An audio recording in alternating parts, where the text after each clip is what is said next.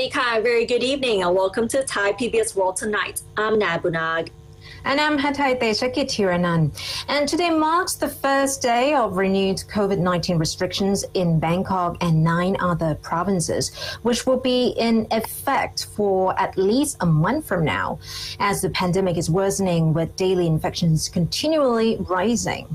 The other 9 provinces are 5 provinces surrounding Bangkok, namely Nakhon Pathom, Nonthaburi, Pathum Thani, Samut Prakan, and Samut Sakhon, and 4 provinces in the deep south, namely Narathiwat, Pattani, Yala, and Songkhla. And the restrictions are as follows. All construction sites must be closed in Bangkok and its vicinities. All construction work must be halted, and movement of construction workers is banned. Takeaway service only for eateries in and outside of shopping malls, including those in hotels, convenience stores, and street vendors. So back again at no dine-in. Shopping centers can open until 9 p.m. Theaters, cinemas, water parks, and dining areas must close. Hotels, exhibitions, and convention centers can open, but no meetings, seminars, or banquets allowed. No activities involving more than 20 people in person unless permission is granted by communicable disease officials. Provincial governors can order the closure of venues and or communities if a cluster of infections is found. No social gatherings or parties in highest control and restricted areas for 30 days unless it is for the holding of a traditional ceremony. And this has clearly put the food and beverages or F&B industry under severe strain. Yesterday, it can also be seen that there was slightly more traffic than usual as people rushed to their favorite restaurants. Several people also took it to the internet to voice support for the restaurateurs. And as we can see that the new restrictions has put a huge effect on many of the businesses, including the restaurants, which had to switch back and forth with the opening times and the dining in allowed and no longer allowed at this time. The Thai Chamber of Commerce revealed that 1 to 2 billion baht in revenue will be lost per day, resulting in an economic contraction of about 0.1 to 0.3%. Amid a new round of COVID-19 restrictions beginning in Bangkok and 9 other provinces. The restrictions should not last too long, and an accelerated vaccination effort, especially in areas with many infections, should accompany the restrictive measures, said the Commerce Chamber Chairman Sanan Ang Ubon, who is also urging direct compensation be paid to businesses in the hospitality and food and beverage industries. The 1-month partial lockdown in Bangkok, Nakhon Pathom, Nonthaburi, Pathum Thani, Samut Prakan, Samut Sakhon, Narathiwat, Pattani, Yala, and Songkhla includes the reimposition of the dine-in ban, no gatherings of more than 20 people, as well as closures of cinemas, theaters, and the sealing of construction worker dorms. The control measures come only a week after some restrictions, especially on eateries, were lifted in the capital. In a previous announcement, restaurants were allowed to open for dine-in service until 11 p.m. instead of 9 p.m. with customer capacity increased to half. Meanwhile, Mr. Supan Mongkol-Suthi, the chairman of the Federation of Thai Industries, is urging both the private sector and members of the public to cooperate fully with the government in bringing constantly surging COVID-19 infections under control. Because if the current spread gets out of control, more industries may be subjected to restrictive measures or closures. Mr. Supan also called for state compensation for the affected businesses and the accelerated vaccination of factory workers who are important to Thailand's exports. And still with the topic of the new round of restrictions in Bangkok and 9 other provinces, 6 checkpoints are being set up in Bangkok and police and troops have been deployed to construction worker dormitories in and around the capital to prevent workers leaving the compounds and potentially spreading the COVID-19 as the facilities are sealed for a month effective today. The 6 checkpoints operating from 4 p.m. today are on Vipawadi Rangsit Road, near Don Mueang Railway Stations, Winterwong Road, Bang Natrat Road at 4.5 kilometer, Barom Marashashonani Road, Pechakasem Road, in front of the Nong Kham District Office, and on Ramatu Road in front of the PTT gas station. There are 575 construction worker housing facilities in Bangkok, and 77 of which have been completely sealed since yesterday. Active screening and vaccinations will get underway as the facilities are sealed. Meanwhile, Thai PBS went to a construction site in Bang Kapi District of Bangkok. Workers there were collecting their equipment to take back to their dormitory. Let's hear what they have to say. ใช่ครับเพราะว่ามันหยุดเป็นเดือนเนาะต้องกลับบ้านครับคงไม่ได้ทำไมคิดว่าไม่ได้ประกันสังคมไม่มีครับพอหยุดเดือนหนึ่งก็รายได้ก็ไม่มีภาระเยอะด้วยมันกระทันหันไงครับทุกคนมีภาระหมด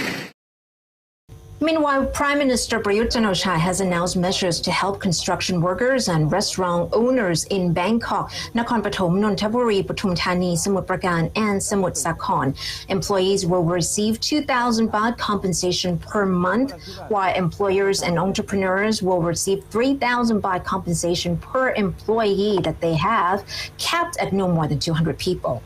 These people may not, however, receive the 50% additional compensation in case of unemployment, as the law states that they must have paid their Social Security contributions for more than 6 months. And these measures will be proposed to the cabinet next week.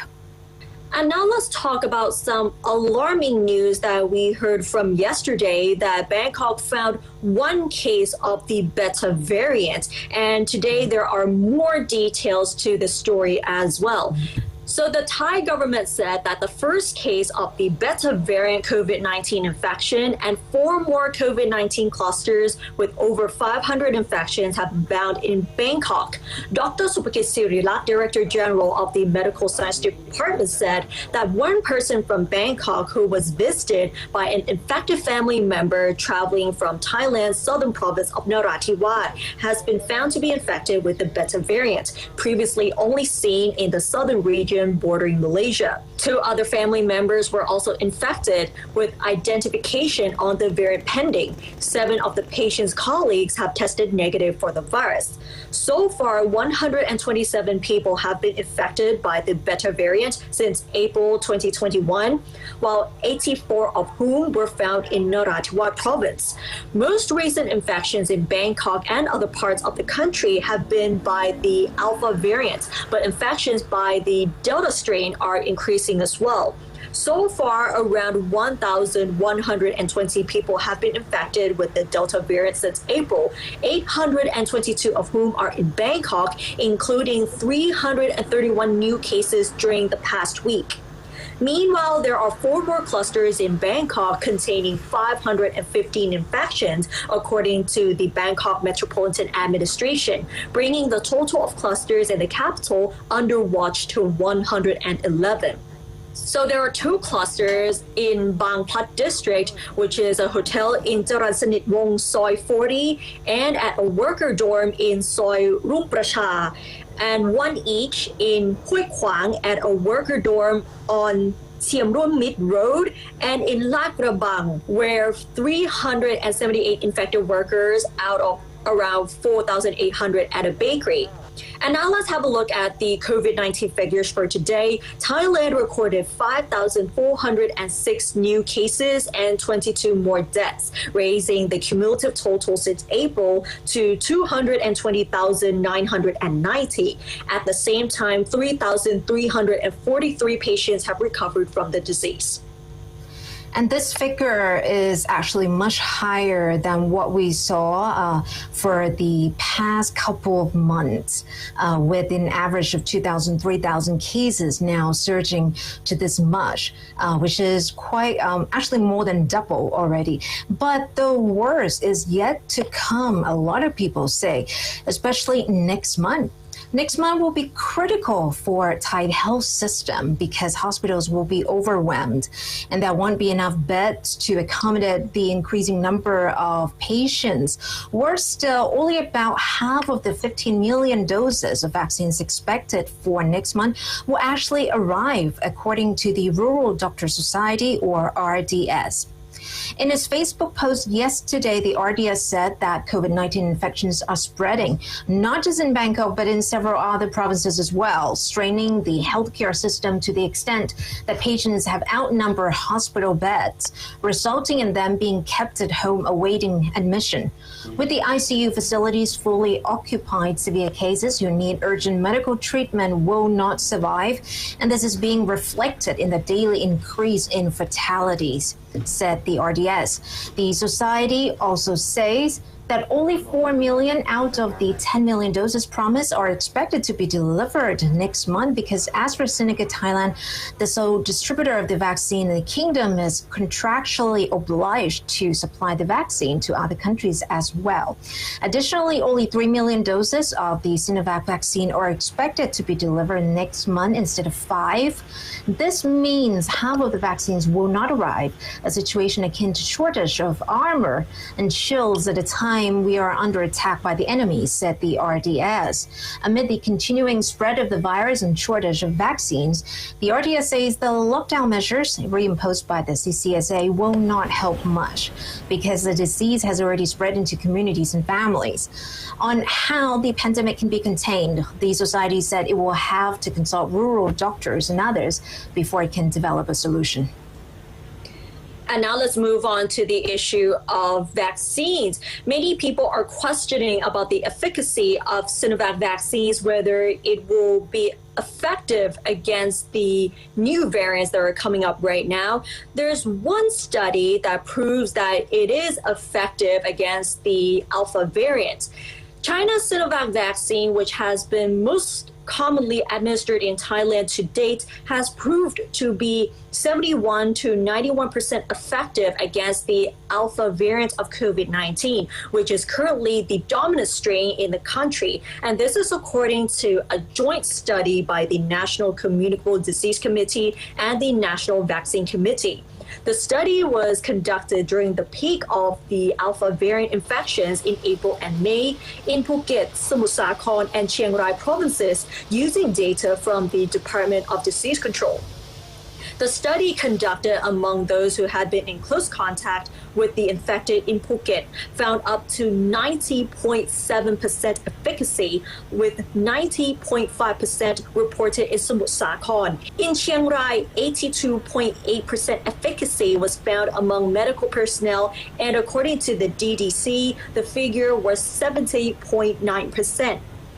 A study is underway for the vaccine's efficacy against the Delta variant, of which infections have increased over the past month and is predicted to become more dominant than the Alpha strain in Thailand and many other parts of the world. Still on the topic of vaccine and now on to AstraZeneca, there has been doubts earlier if a production capacity can live up to the deliveries being agreed on, but 4.7 million AstraZeneca doses have already been delivered in Thailand, with 1.3 million more is expected this week. So that makes up 6 million doses already as agreed per contract for the month of June. So it means that they're fulfilling their quota in June.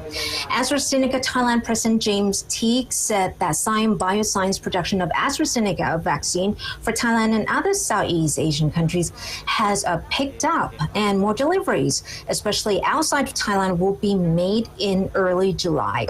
In early June, it was reported that AstraZeneca vaccine deliveries to the Philippines and Malaysia from Thailand had been delayed. But Siam Bioscience is expected to produce up to 180 million doses for the entire region, and a third of which, 61 million doses, will be for Thailand.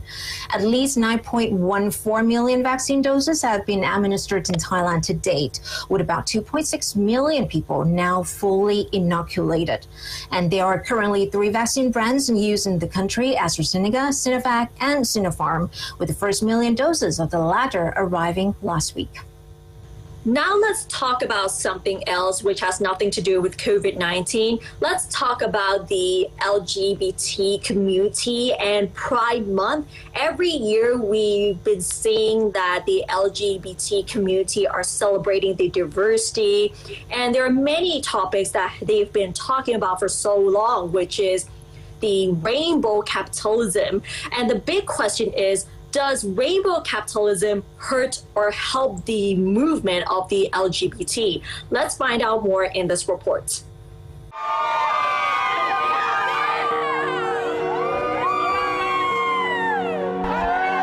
Every June, gay people across the globe celebrate Pride Month to honor, recall, and rejoice over LGBTQ activists whose trailblazers changed the world. Every June, however, the conversation surrounding rainbow capitalism also comes up. Although the concept is often in conflict with an increase in opportunity to celebrate the LGBTQ community and the drive towards the concept of gender diversity, many see it as a marketing tactic. It is also, however, a positive way of introducing society to diversity and to push the same-sex marriage bill.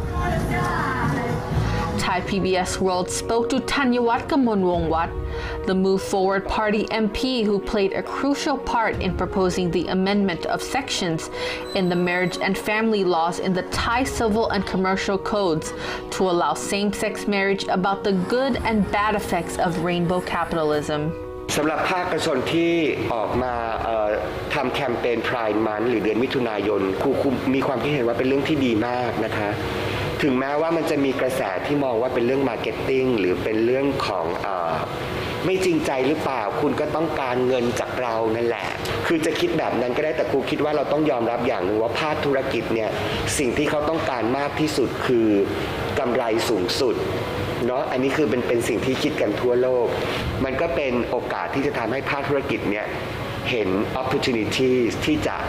ขยายตลาดและสร้างยูนิตธุรกิจใหม่ๆนะคะมันเป็นกำไรแต่ว่าในทางกลับกันสิ่งที่เราจะต้องพิจารณาต่อไปก็คือว่าเวลาที่เขาสื่อสารภายนอกว่าเขามีความหลากหลายเนี่ยเราต้องมองไปในองค์กรของเขาด้วยว่าแล้วองค์กรของเขาว่าอบรับความหลากหลายหรือเปล่าเขามีกลุ่มคนข้ามเพศทำงานอยู่ในนั้นไหมเขามีกลุ่มคนหลากหลายทางเพศทำงานอยู่ในนั้นไหมเขามีกลุ่มคนหลากหลายทางเพศที่มีตำแหน่งผู้บริหารระดับกลางขึ้นไปไหม Can commercializing pride in Thailand really make a difference? Could it help Thai society or even the government realize the importance of gender diversity and equality enough to help nudge the same-sex marriage bill? Kitinan Thamatat, president of the Rainbow Sky Association of Thailand, said that only if the government really cares about human rights can be a pressure. The Rainbow Sky Association of Thailand is a registered community organization which promotes and empowers sexual diversity in Thailand. ถ้าถามว่ากดดันรัฐบาลไหนพี่ว่ามันจะได้เป็นผลทางตรงและทางอ้อมคือจริงๆแท้จริงถ้าเป็นทางตรงเนี่ยเขาเองเนี่ยคือหลักขององค์กรเอกชนเนี่ยเขาต้องการขานรับเรื่องของนโยบายสิทธิมนุษยชนกับธุรกิจด้วยเพราะถ้าเขาสามารถที่จะทำให้นโยบายของบริษัทเขาเนี่ยขานรับกับการเป็นสิทธิมนุษยชนซึ่งเดี๋ยวนี้มันแยกกันไม่ออกนะพอแยกไม่ออกเสร็จปั๊บเนี่ยเขาเพิ่มระดับฐานของธุรกิจเขาเองด้วยนะคือการตลาดของเขาเขาก็อาจจะมีผลประโยชน์ที่เข้าสู่ตัวที่จะสามารถผันกำไรได้ดีขึ้นอันนั้นอาจจะเป็นทางตรงนะ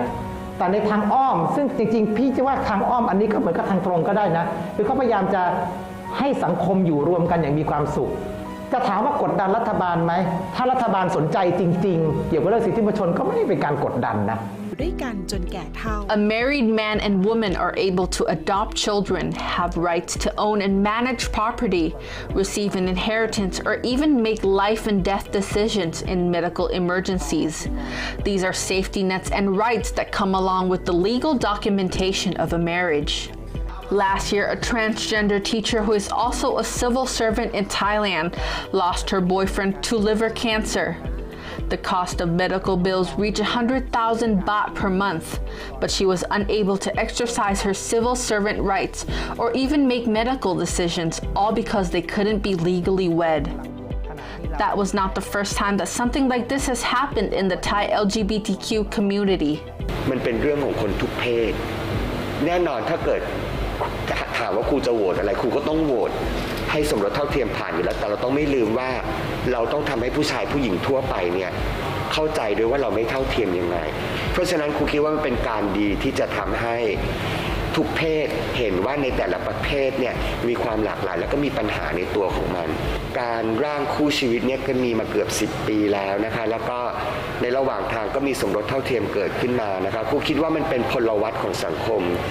ที่มันเคลื่อนไปตามเวลาแล้วก็มีปัจจัยหลายอย่างที่มันทำให้การสื่อสารมันสามารถพัฒนาไปได้ไกลก็คืออย่างเช่นแพลตฟอร์มออนไลน์ใช่ไหมคะหรืออินเทอร์เน็ตพอเข้ามาปุ๊บเนี่ยคนในสังคมก็จะเหมือนว่าได้เสพข่าวต่างประเทศมากขึ้นได้เห็นความเป็นไปของทั่วโลกมากขึ้นและเรื่องความหลากหลายทางเพศเนี่ยเป็นเรื่อง universal เป็นเรื่องของคนทั้งโลกPride should not be just a campaign ad that bombards our stores and social media only in June. The important lies in creating a society that understands gender diversity, enough to support and accept same-sex marriage as a matter of equal rights, because as human beings, we all need a safety net, in case life just goes wrong. Stephanie Adair for Thai PBS World. And with that, we wraps up tonight's program. Don't forget to catch us on Facebook, Twitter, Instagram, TikTok, YouTube, and of course our website www.thaipbsworld.com. Thanks for watching. Stay safe, and we'll see you tomorrow. สวัสดีค่ะ สวัสดีค่ะ